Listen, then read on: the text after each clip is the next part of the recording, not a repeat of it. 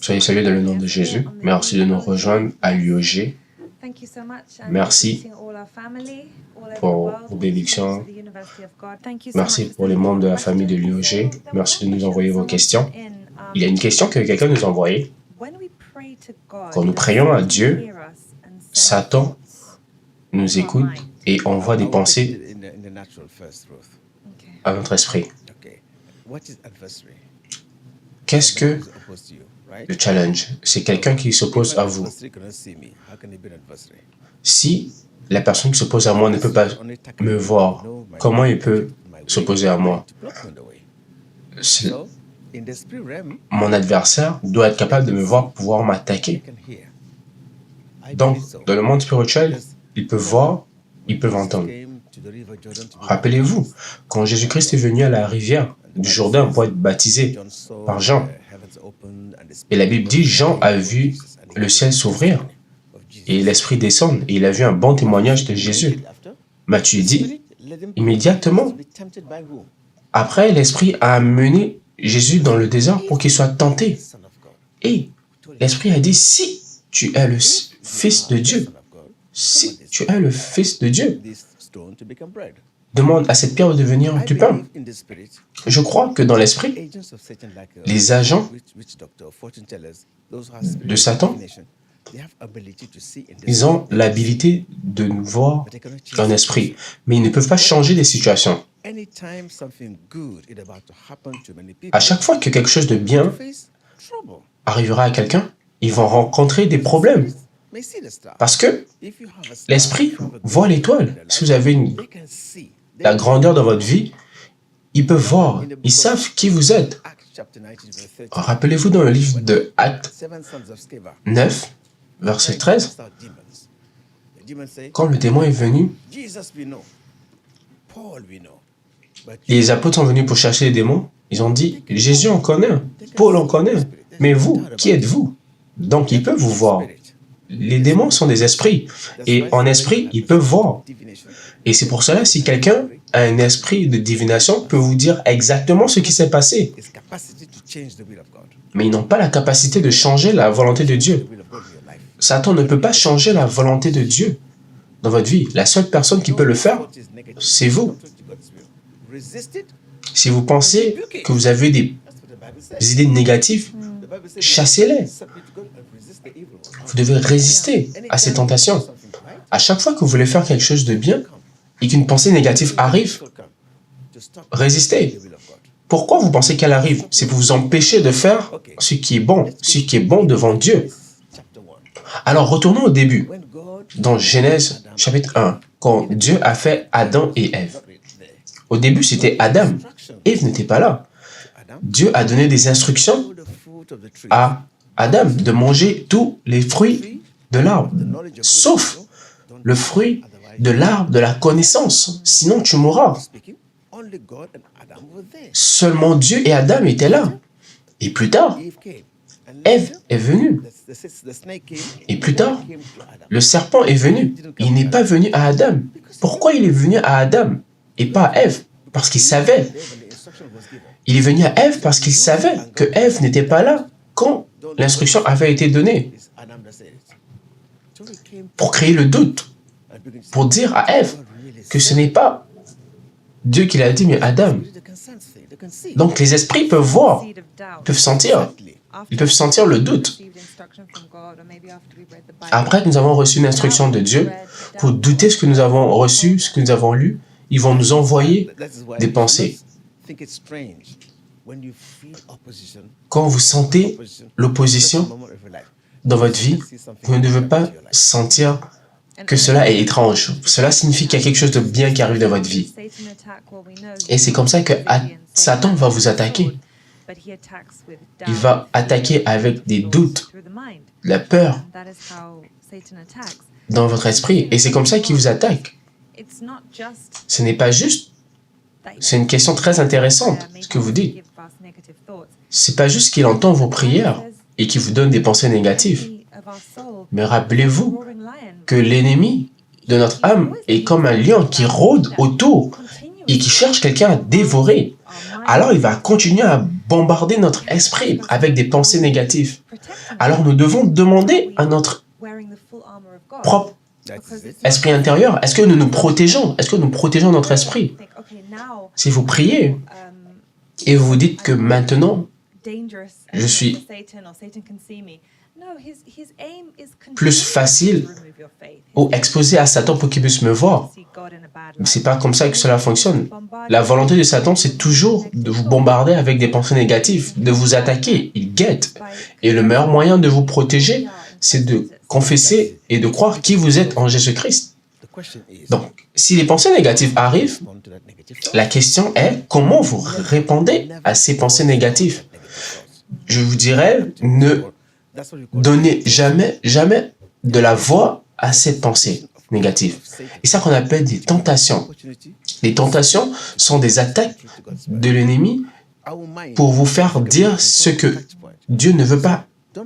Donc, n'oubliez pas que notre cœur est le point de contact avec Dieu. Le Saint-Esprit parle à travers votre cœur, mais le démon va bombarder votre esprit parce que c'est par l'esprit que vous prenez les décisions. Il va dire, Ruth, va là. Mais là, il y a un lion. Et là, vous allez avoir des pensées pour dire, oh, je vais aller là, le démon va être là, le lion va me manger. Mais si elle écoute à son cœur, elle ira là, parce que Dieu lui a dit d'aller. Donc, quand quelque chose arrive dans votre conscience, dans votre cœur, c'est Dieu. Mais en même temps, une pensée arrive dans votre esprit pour vous créer le doute. Et c'est pour cela, quand une pensée, quand vous avez un rêve, protégez-le. Ce n'est pas à tout le monde qu'on raconte son rêve, car il peut vous faire douter. Et on a tous vu ce qui s'est passé avec Joseph, quand il a raconté son rêve à ses frères, et tout le monde est devenu jaloux. Alors la question n'est pas Satan. On n'a pas de temps pour lui. On ne veut pas se focaliser sur lui, on veut se focaliser sur Dieu. Et si on reçoit un rêve de Dieu, ou une bonne nouvelle de Dieu, rendez grâce à Dieu, méditez sur cette promesse de Dieu, gardez-le dans votre cœur, protégez-le et priez dans le lieu secret. Regardez, si vous me demandez comment je peux me protéger du démon, mais c'est comme si le démon, vous avez un animal qui est derrière vous et qui vous suit. Si vous courez, il va vous attaquer. Mais si vous l'attaquez et vainquez, vous allez gagner. Donc, résistez le démon. Donc, il y a des pensées négatives qui vont venir, mais refusez de leur donner une voix. Refusez de méditer sur ces pensées négatives. Regardez. Les 3 mages, ils n'étaient pas prophètes, mais ils ont vu des étoiles dans le ciel. Ils avaient la capacité de voir les signes. Et ils sont venus pour voir Jésus. Donc, vous devez savoir que quand vous avez une pensée dans votre cœur pour faire ce qui est droit,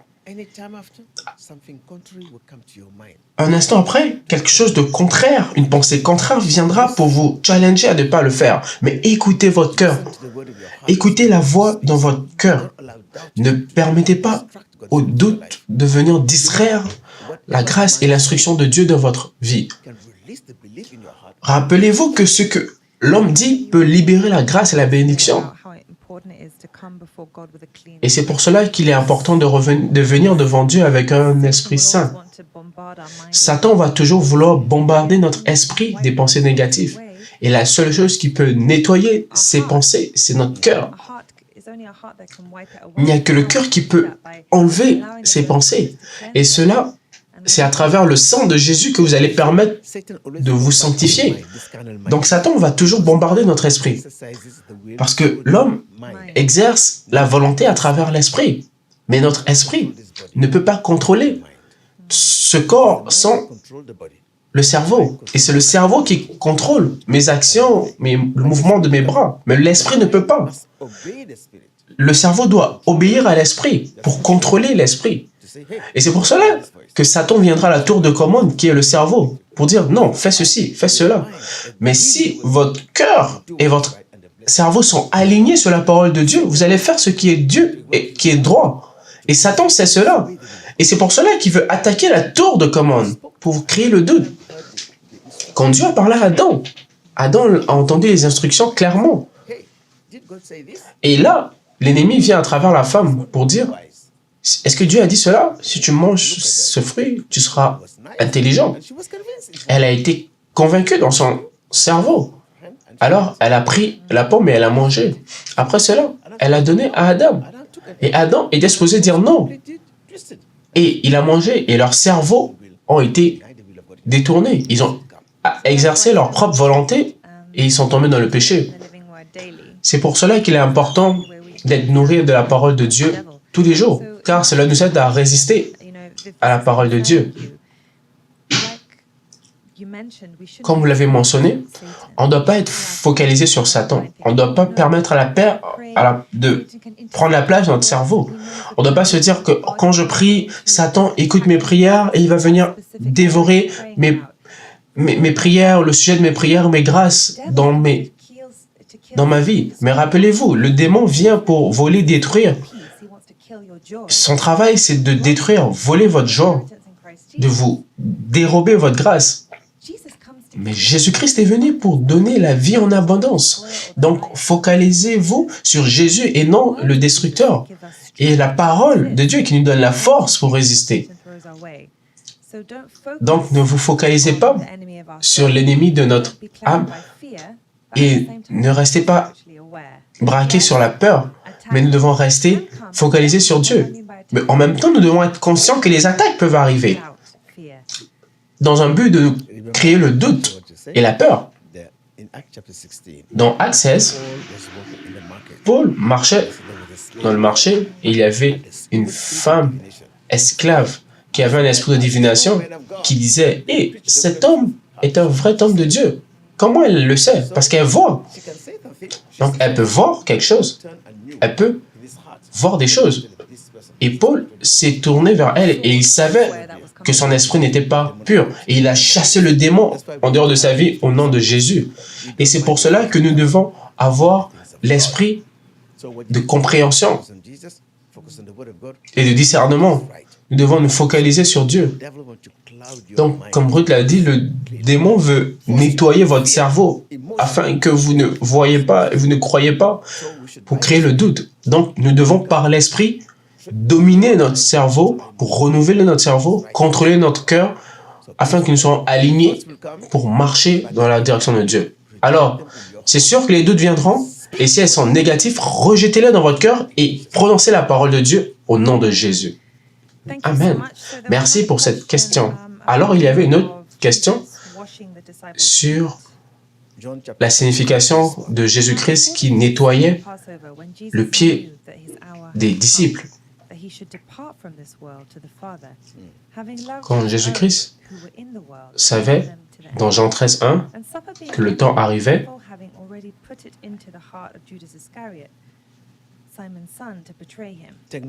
le démon avait mis dans le cœur de Judas,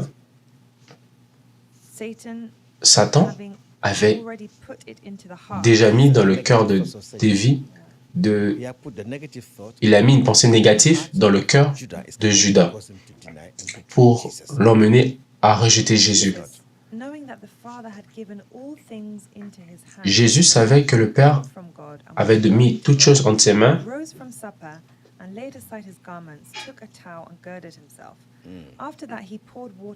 Il a pris de l'eau, il a commencé à nettoyer les pieds des disciples. Et après, il est venu vers Simon-Pierre. Pierre a dit, « Seigneur, tu nettoies mes pieds ?»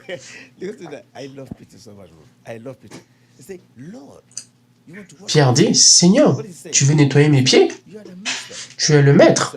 Je suis ton servant.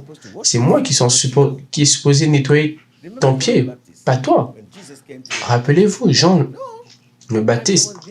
Et quand Jésus voulait être baptisé, il a dit, « Non, c'est moi qui dois être baptisé par toi. » Mais Jésus-Christ est plus grand que tout le monde, mais il a montré le chemin de la foi par l'humilité. Le standard de l'humilité parfaite vient de Jésus. Et il nous l'a montré à travers le baptême qu'il a reçu de Jean. La réaction de Pierre était « Non, Seigneur, tu ne peux pas nettoyer mon pied, tu es le maître. » Jésus-Christ a répondu en disant « Ce que je fais, tu ne le comprends pas maintenant, mais tu le comprendras après. » Pierre a dit « Tu ne devrais jamais nettoyer mes pieds. » Jésus-Christ a dit « Si je ne te lave pas, tu n'auras pas de part avec moi. » Si je ne nettoie pas tes pieds, tu n'auras pas de part avec moi. Jésus-Christ avait dit, bénis sont ceux qui ont le cœur pur. Et il n'y a que Jésus-Christ qui peut nettoyer nos péchés afin que nous soyons purs. La pureté dont nous parlons, la pureté du cœur, c'est... Prenez note que Satan a mis une parole dans le cœur de Judas, une pensée pour trahir Jésus.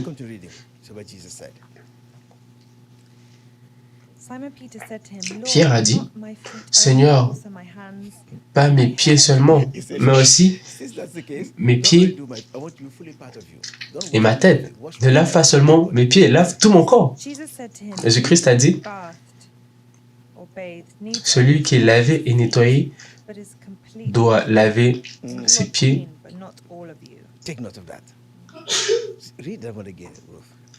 Celui qui se lave doit laver ses pieds seulement, ses pieds. Celui qui s'est lavé doit seulement nettoyer ses pieds. Mais il est complètement propre. Et toi, tu es propre, mais pas vous tous. Pas tout le monde. Donc il parle ici du cœur qui n'est pas propre. Donc il savait que la personne qui allait le trahir n'était pas propre, parce que son cœur était impur. Alors, le nettoyage dont Jésus-Christ parle, c'est le nettoyage de votre cœur. À chaque fois que vous écoutez la parole de Jésus, de tout votre cœur, la parole va vous purifier, la parole va vous nettoyer. Si vous écoutez cette parole avec tout votre cœur, c'est pour cela que Jésus a dit, tu es déjà propre à cause de la parole qui est en lui. Quand vous écoutez la parole de Dieu, ça vous purifie, ça renouvelle votre esprit, ça renouvelle votre cerveau et ça vous rend pur. Jésus a dit, ceux qui m'ont suivi de tout mon cœur, la parole a été libérée sur vous pour nettoyer votre cœur. Mais un d'entre vous n'est pas propre. Et c'était qui? Judas. Car son cœur n'était pas pur. Son cœur était rempli de pensées négatives par Satan. Alors, le nettoyage des pieds était quelque chose de symbolique. Vous parlez de la pureté du cœur. En comparaison, si vous parlez et vous voyez le baptême dans l'eau, le baptême du Saint-Esprit va toucher votre corps, votre cœur, toujours, mais le baptême de l'eau va purifier le corps et c'est symbolique. C'est le nettoyage de votre esprit, le nettoyage de votre cœur. Nous devons avoir des mains propres et des pieds propres, mais et c'est ça que Dieu veut dire. Ne venez pas avec vos mains, ne venez pas avec votre pied, mais venez avec un cœur pur. Et Jésus-Christ montrait aussi un exemple aux disciples à suivre. Il disait, si moi, le Seigneur, Jésus-Christ, j'ai nettoyé vos pieds, vous aussi, vous devez nettoyer pour les autres. Je vous montre un exemple pour faire aux autres ce que j'ai fait pour vous. Et rappelez-vous que le serviteur n'est pas plus grand que son maître. Cela signifie qu'il faut servir les autres. Vous n'êtes pas là pour être servi, mais pour servir les autres. Ce que nous faisons pour Christ, nous sommes purifiés par le nom de Jésus et le sang de Jésus. Et ce qui est intéressant, juste avant que Jésus fasse cela, la Bible dit, Jésus-Christ savait que le Père avait mis toutes choses entre ses mains et qu'il venait de Dieu et qu'il retournait à Dieu. Et il a commencé après cela à nettoyer les pieds des disciples, dans cette connaissance consciente, complète, qu'il vient de Dieu, et que Dieu lui a donné toute autorité, tout pouvoir dans ses mains, sur toute chose. Et en étant conscient de cela, malgré cela, il a montré un acte d'humilité en nettoyant les pieds des autres, ce qui est l'une des choses les plus humbles, souvent perçues comme dégradables, mais humbles. Et cela montre qu'il savait qui il était, et c'est un symbole d'amour, d'humilité, de servitude. C'est une grande leçon pour nous. Et c'est ça qui a causé le fils de Salomon à tomber et à diviser le royaume. On dit certes ton peuple, il disait non. Cela signifie le leadership en Jésus-Christ, c'est le leadership dans l'humilité pour servir. Si vous avez une grâce de Dieu, cette mission c'est de servir l'humanité, c'est de servir les gens. Alors merci beaucoup pour cette question. Je crois que vous avez été bénis par notre réponse. Alors quand Dieu disait, vous n'êtes pas tout propre, il parlait du cœur, comme Judas Iscariote qui n'était pas clair. Donc, notre cœur doit être propre devant Dieu. Et le seul moyen de faire cela, c'est si nous permettons à son sang de nous nettoyer. Cela signifie que Dieu est notre chemin. Quand nous sommes en Christ, Jésus-Christ, la pureté de Christ devient votre pureté. La force de Christ devient votre force. Sa vie devient votre vie. Vous devenez intégré et vous devenez un. Bénis sont ceux qui sont purs en Christ, ils verront Dieu. Merci. Quelqu'un a demandé comment je sais si j'ai réellement été, si je me suis vraiment repenti, si je suis toujours tenté par ces péchés que j'ai fait. Qu'est-ce que la repentance? À chaque fois que je parle à un croyant qui manque la marre, c'est-à-dire qui tombe dans le péché. Donc, nous sommes des humains, nous pouvons tomber, mais nous avons le Saint-Esprit qui peut nous aider et qui nous aide, quand on le veut, à se repentir. Alors, personne n'est sauvé à moins qu'il ne soit aidé par le Saint-Esprit. Nous sommes dans le monde et nous sommes bombardés par les tentations. Vous savez que vous êtes repentis si vous ne faites pas le même péché 2 fois.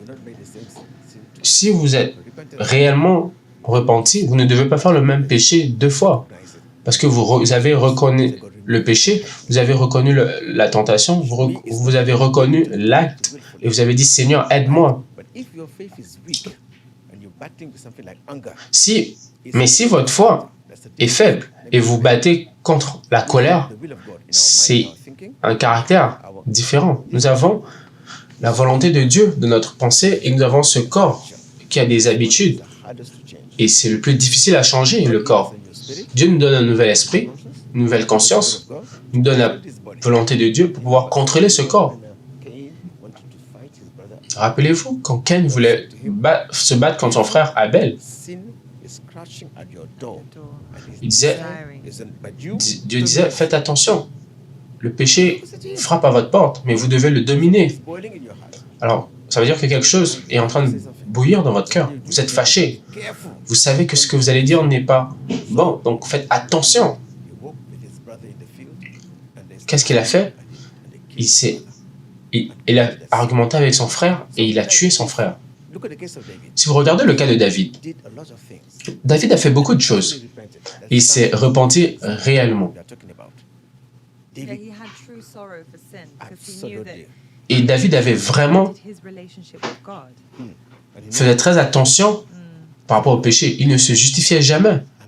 Il disait, Seigneur, je suis un pécheur. Le moment où vous commencez à justifier votre péché,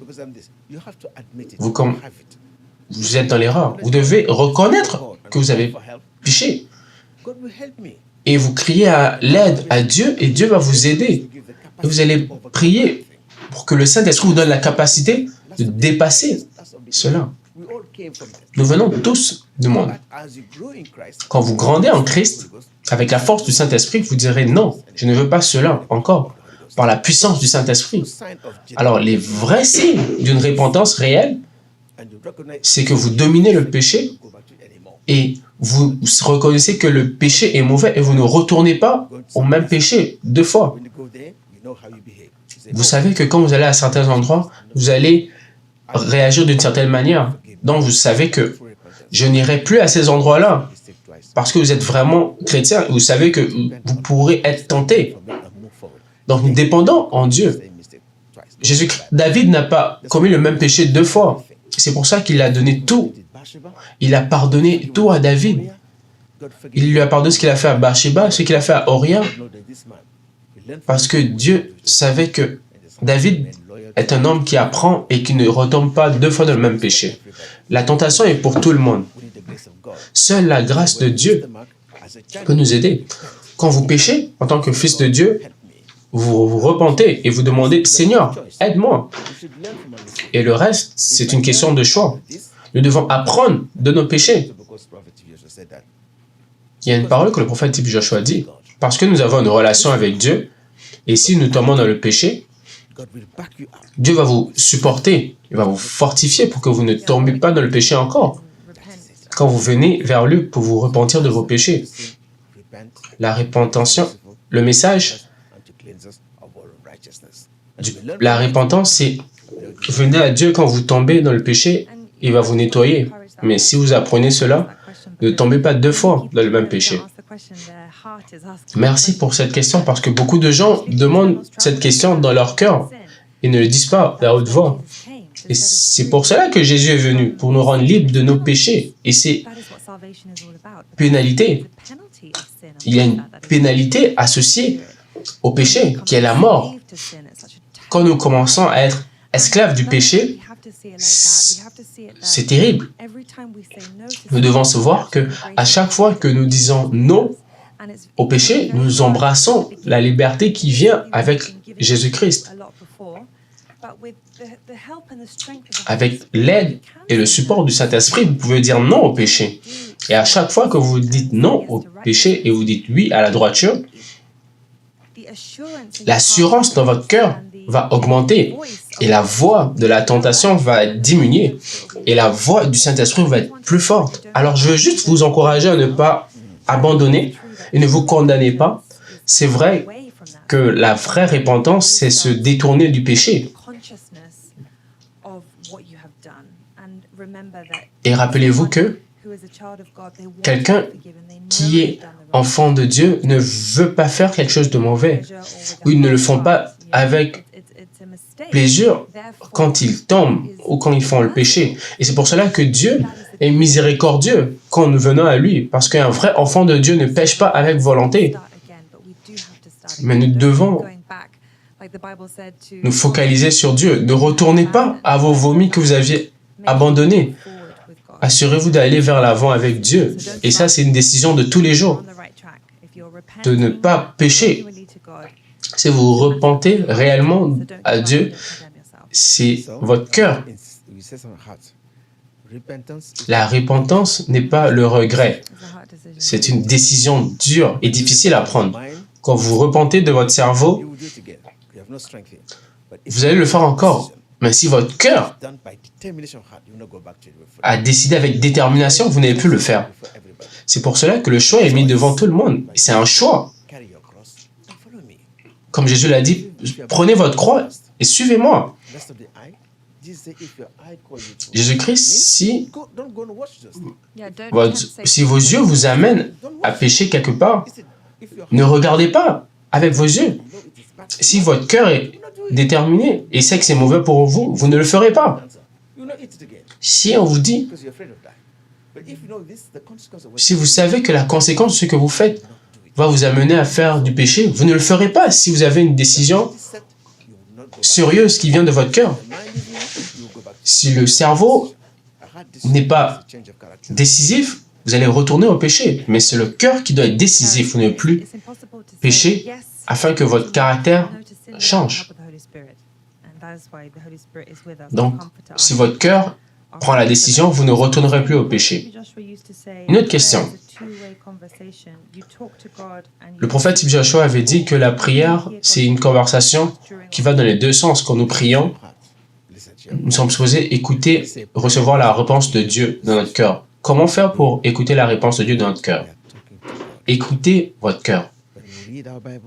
Quand nous lisons notre Bible, nous devons nous asseoir en silence pour entendre la parole de Dieu qui nous parle.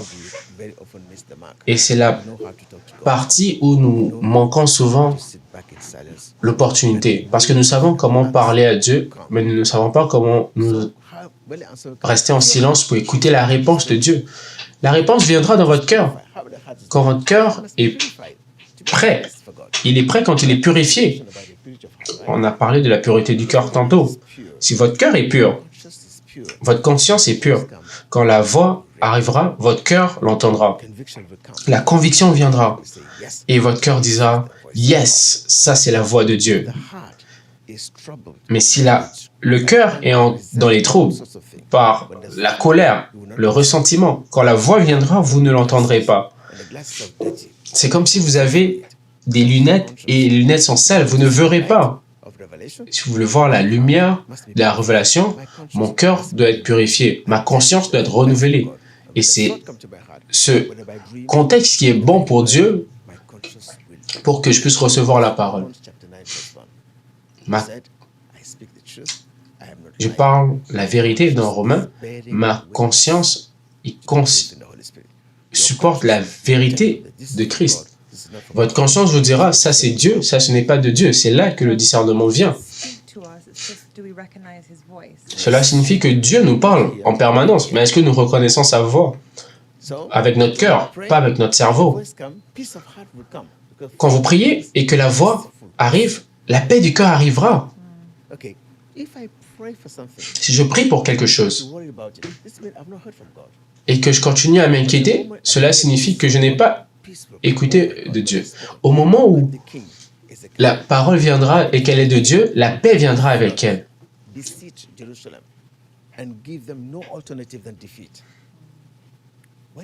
Qu'est-ce que Jésus a fait? Il est allé au temple et il a prié. Seigneur, écoute à cet homme. Il menace ton peuple. Il a détruit plusieurs nations. Mais leur Dieu n'est pas Dieu. Tu es le Dieu vivant. Il est crié auprès de Dieu. Et le prophète est arrivé. Voici ce que le Dieu dit. Cet homme, vous ne le toucherez pas aujourd'hui. Il a cru au prophète qui lui a parlé. Automatiquement, il a commencé à pécher. Le prophète a dit, va et rencontre-les. Dans le livre de Chroniques 2.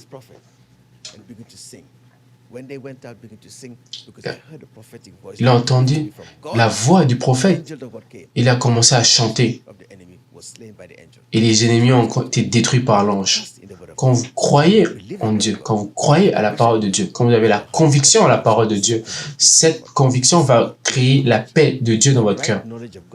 La connaissance parfaite de la parole de Dieu va créer la paix dans votre cœur. Et cela va entraîner le témoignage. La peur va partir. Et c'est aussi une compréhension que quand Dieu nous parle,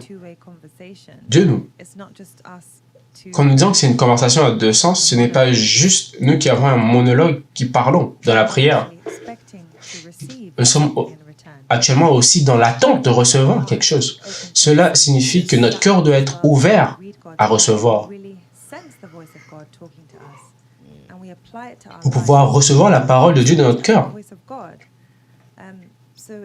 Donc, c'est important que nous ne voyons pas la prière comme une conversation qui va dans un seul sens ou un moyen de réciter une liste de plaintes, mais avoir l'espace dans notre cœur pour recevoir la parole de Dieu et la réponse, être conscient que Dieu va nous répondre, et être préparé à recevoir. Est-ce que nous sommes prêts à recevoir la parole de Dieu dans notre cœur? Merci. Un homme de Dieu m'a dit qu'il n'y a, à part Joseph, il n'y a pas d'exemple où Dieu parle à travers les rêves. Mais Dieu a parlé à Ananias à travers le rêve.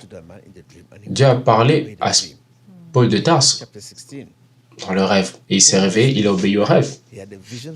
Quand Paul était dans le sommeil, et Dieu a parlé à Paul dans le rêve. Dieu parle aux gens par les rêves. Mais le point, c'est qu'il y a des rêves de Dieu, il y a des rêves de l'homme. Dieu parle à travers le rêve, quand votre cœur est prêt. Donc oui, Dieu parle à travers le rêve.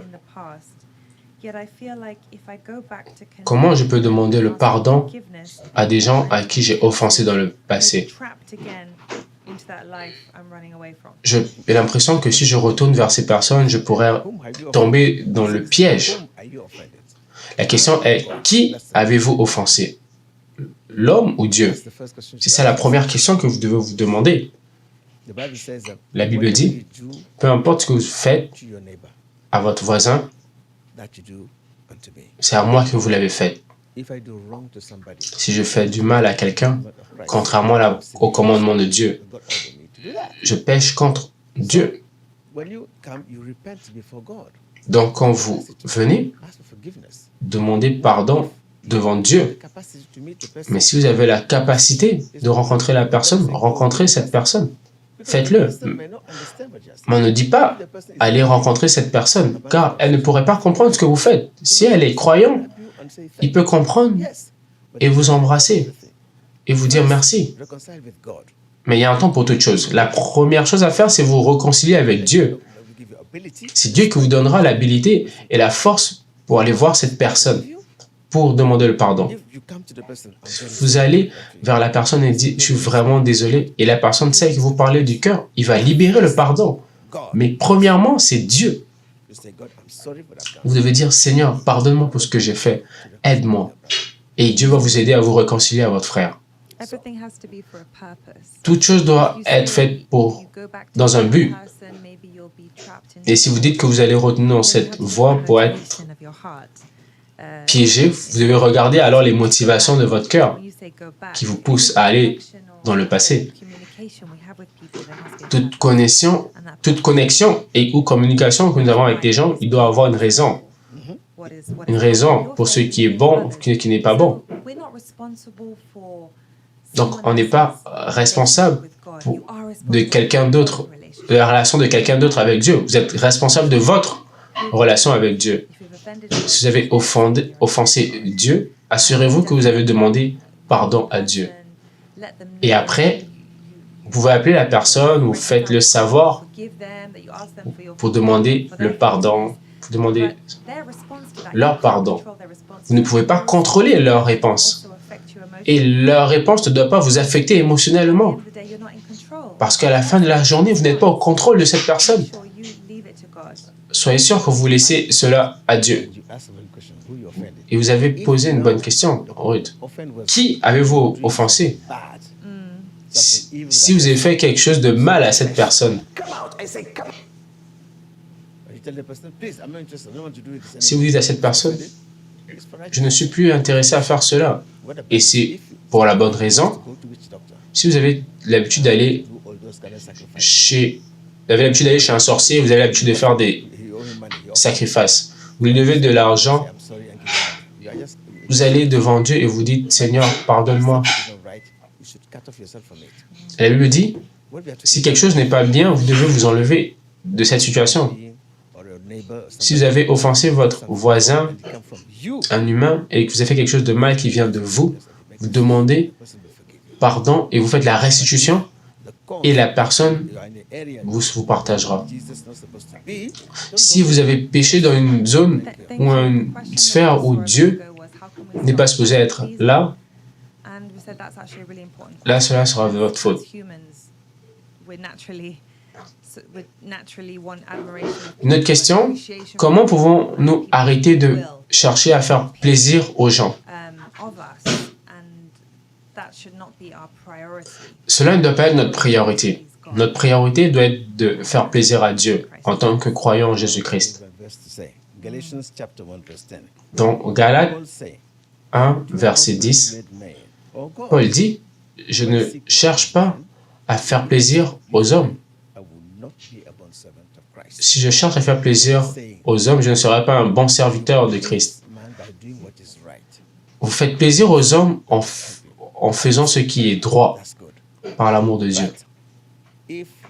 Mais si vous cherchez à faire plaisir aux gens en faisant quelque chose qui est contraire à la volonté de Dieu, alors cela n'est pas bon. C'est pour cela que nous disons que tout ce que nous voulons faire doit être en ligne et dans le but de faire plaisir à Dieu. Donc nous devons tout faire pour faire plaisir à Dieu avant de chercher à faire plaisir aux hommes. Nous serons de bons citoyens, nous serons une bonne personne dans notre famille, dans notre communauté, si nous avons l'objectif de faire plaisir à Dieu en premier, parce que nous avons plus Jésus en nous. Nous ne devons pas compromettre nos valeurs parce que nous voulons faire plaisir à quelqu'un d'autre. Parce que rappelez-vous, le jour où nous retournerons à Dieu et que nous le verrons, est-ce que nous serons prêts devant Dieu à lui dire « Oh, je voulais faire plaisir à telle personne ou telle personne ». Vous savez, les gens peuvent vous abandonner. Les gens peuvent vous utiliser.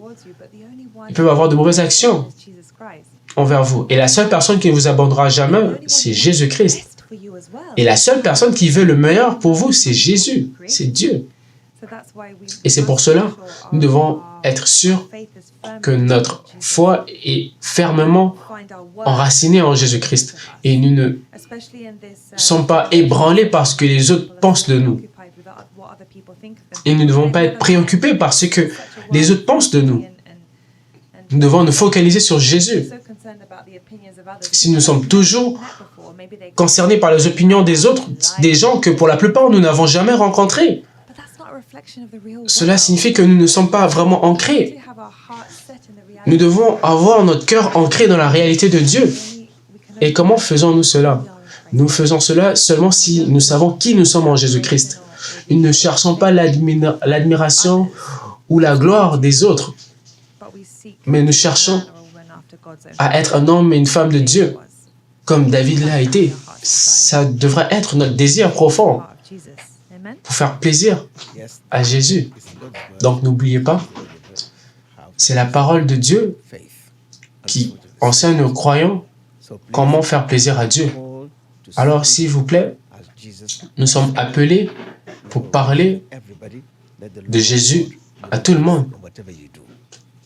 Et la manifestation de Jésus va se manifester dans votre vie. En faisant plaisir à Dieu, vous allez faire plaisir à tout le monde de la bonne manière. C'est vrai que la Bible dit que nous devons être en paix avec tout le monde, aussi longtemps que nous pouvons le faire. Mais nous devons avoir le fruit du Saint-Esprit en nous. Et si nous avons cela, nous serons une meilleure personne qui contribue à la société, parce que nous avons le fruit de l'Esprit en nous, et pas juste être guidé par le fait que nous voulons faire plaisir aux gens. Donc rappelez-vous, mettez votre confiance en Jésus et cherchez à lui faire plaisir. Merci à tous pour vos questions.